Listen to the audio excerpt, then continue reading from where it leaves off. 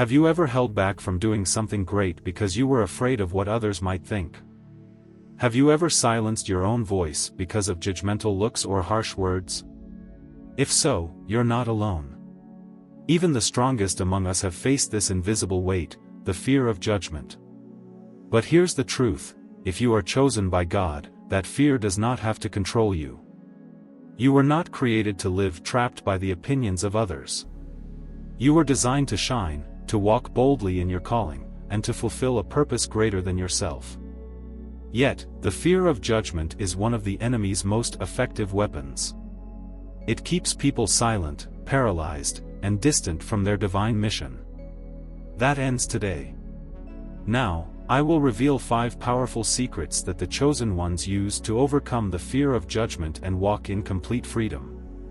Secrets that can transform the way you see yourself, the way you respond to criticism, and the way you move forward despite fear. By the end of this journey, you will no longer be a prisoner of other people's opinions. You will stand firm in your identity, listen to the only voice that matters, and break free from the chains of fear. Because you are not here by accident. You are here because you are called to more. Let's begin. Secret 1: know your identity in God. If you don't know who you are, the world will tell you. And trust me, the world will always try to define you by your mistakes, your weaknesses, or the expectations of others. But when you are chosen by God, your identity is not based on human opinions, it is based on divine truth. In 1 Samuel 17 verses 28 to 33, before David faced Goliath, he faced something just as dangerous: criticism from his own people. His older brother Eliab mocked him, questioning his intentions. King Saul doubted him, telling him he was too young and unqualified. Yet, David didn't allow their words to shape his identity. He knew that he wasn't defined by their doubts but by God's calling over his life. This is the first key to overcoming the fear of judgment. When you know who you are in God, no one else's opinion can shake you.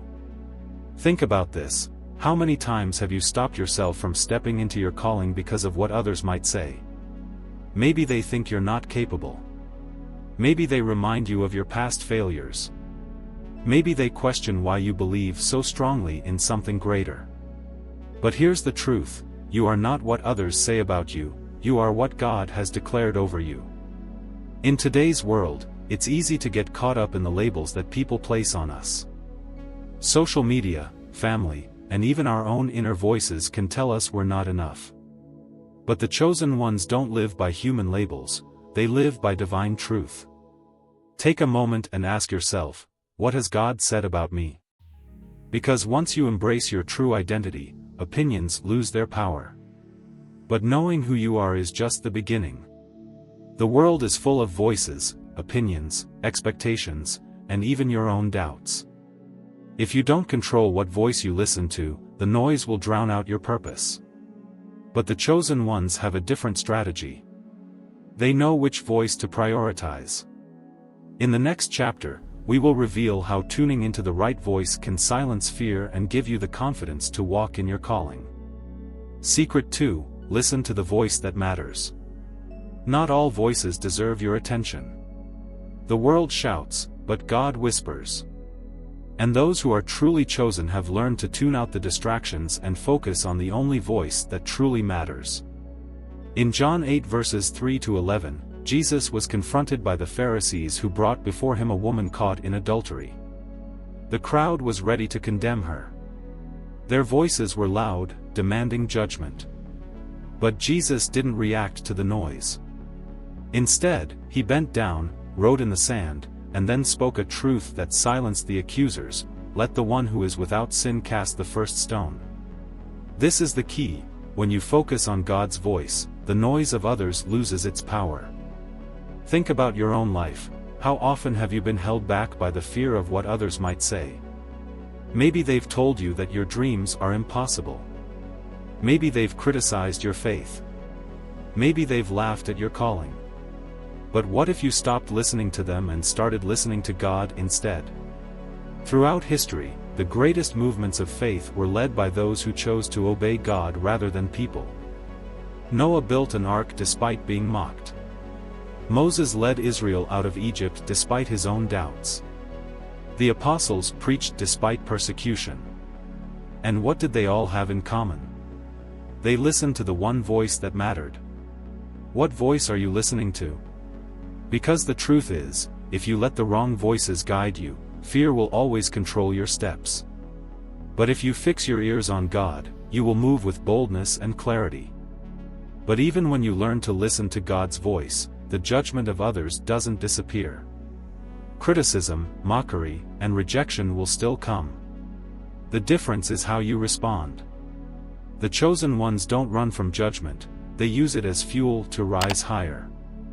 In the next chapter, we will uncover the secret to turning criticism into power, just like the great men and women of faith before us. Secret 3: Turn judgment into fuel. Criticism is inevitable. If you step into your calling, people will talk. They will question you, mock you, and try to pull you down. But here's the key: what was meant to break you can be used to build you. Noah knew this well. In Genesis 6 verses 5 to 14, God commanded him to build an ark because a flood was coming. But there was a problem: at that time, there had never been rain. To the people around him, Noah looked like a fool. They laughed, they ridiculed, they dismissed him as crazy. Yet, he kept building. He turned their judgment into motivation. And when the flood came, the same people who mocked him perished while he and his family were saved. This is what the chosen ones understand: opposition is often confirmation.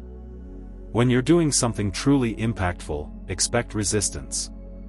Expect people to doubt you. Expect voices trying to stop you.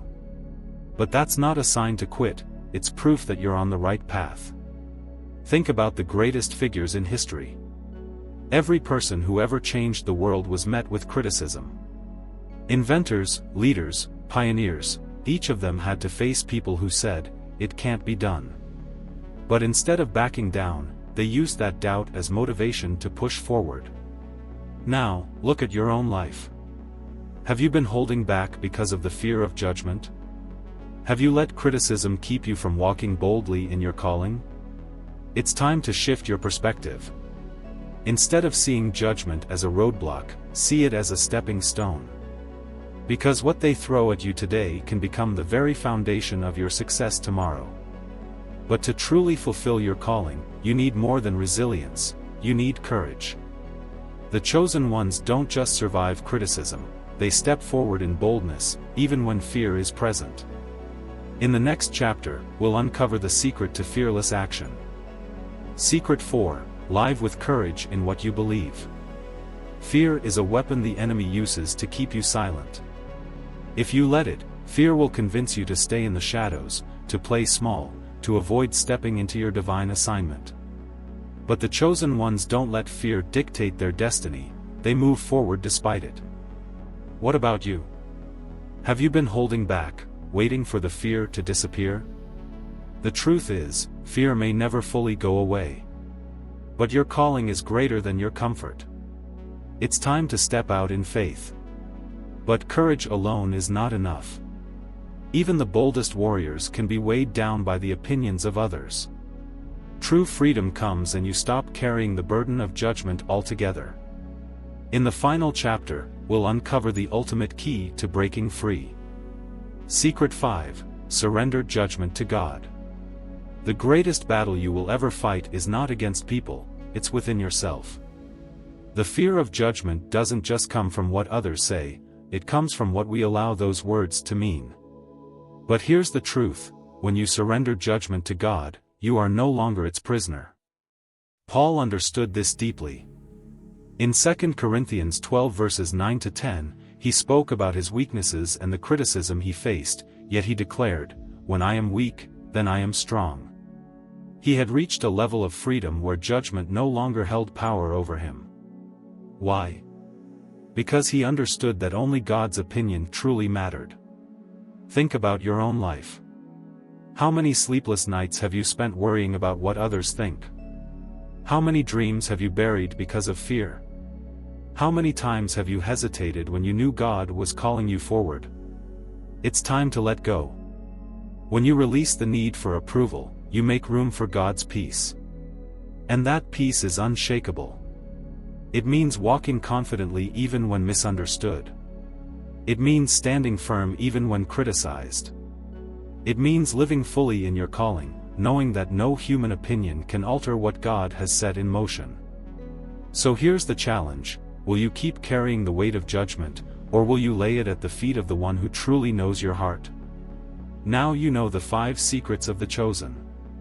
But knowledge alone won't change your life, only action will. It's time to step into your calling with confidence, leaving behind the fear of judgment for good. The chosen who walks free from fear. You have a choice. You can continue living under the weight of other people's opinions, or you can walk in the identity, purpose, and courage that God has given you. The fear of judgment is a trap, but now you have the keys to break free. Let's recap. Know your identity in God, because when you know who you are, no one can shake you. Listen to the voice that matters, because only God's voice defines your path. Turn judgment into fuel, because opposition is often confirmation of your calling. Live courageously in what you believe, because faith requires bold action. Surrender judgment to God, because only He is the true judge, and His peace is your freedom.